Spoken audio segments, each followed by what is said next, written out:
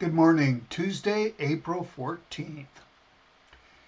If I had a choice between looking at charts and reading the news to really get a feel for what people believe is going on, I would take the charts every single time.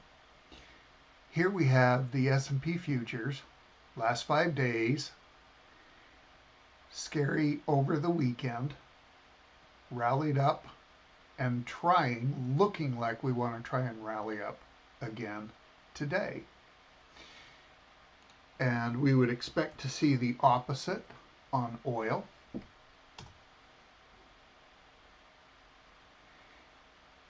And we do. It's trying to go lower.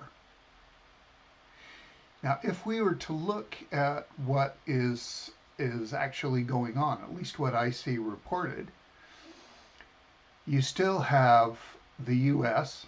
shutting off Iranian ports. You still have Iran shutting off flow through the Strait of Hormuz. You do have, I don't know how substantiated this is, I think it comes from Al Jazeera. I've actually found them to be pretty good.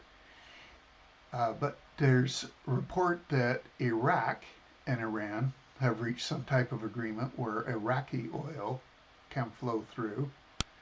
Presumably 3 Iraqi oil tankers are going. You have the rest of the world trying really hard to broker some peace. Well, except Hezbollah and Israel, and unfortunately the stage there is Lebanon. That fighting is, some people want it, Iran wants it to be included in the ceasefire. Israel, of course, is saying, no, it's not part of the ceasefire, it's happening somewhere else and for different reasons. So there's unfortunately still plenty of hostility going on there.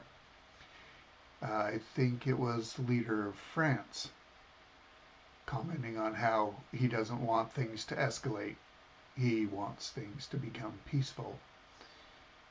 And no tariffs and oil flow, well, that's what the U.S. has been trying to get too. So there's still plenty of reasons why the stock market should not be going up and oil should be staying high. But at least at the moment, so far pre-market today, we're seeing the stock market continue to work higher and we're seeing oil come down a little bit. So when it comes to actually using your money, when it comes to what investors are actually voting on, you could argue that they are voting right now that oil is going to flow. Or for some other reason, I have no idea what it could be, that the price of oil is going to come down. And so that's where they're putting their money, that the price of stock market is going to go up. Now this could also come to a bigger head again in that we are nearing the end of the 10-day verbal, not officially agreed upon ceasefire. So is the U.S. going to start pounding what's still standing in Iran? It's not off the table.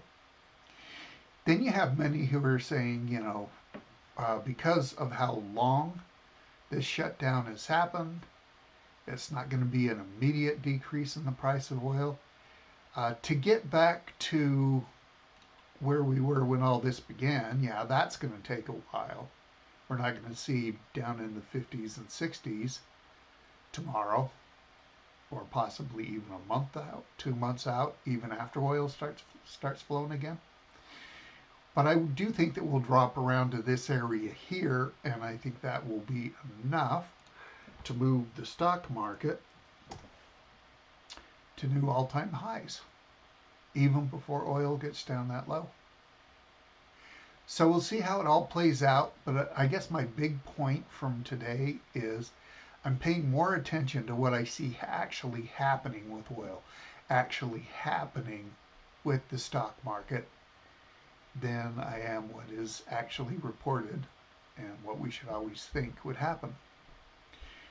So let me go back down to a very short-term chart, back to a 5-day. My best estimate for today is that we hang on to this little blip and work a little bit higher. All right, let's pray for peace. Talk to you tomorrow.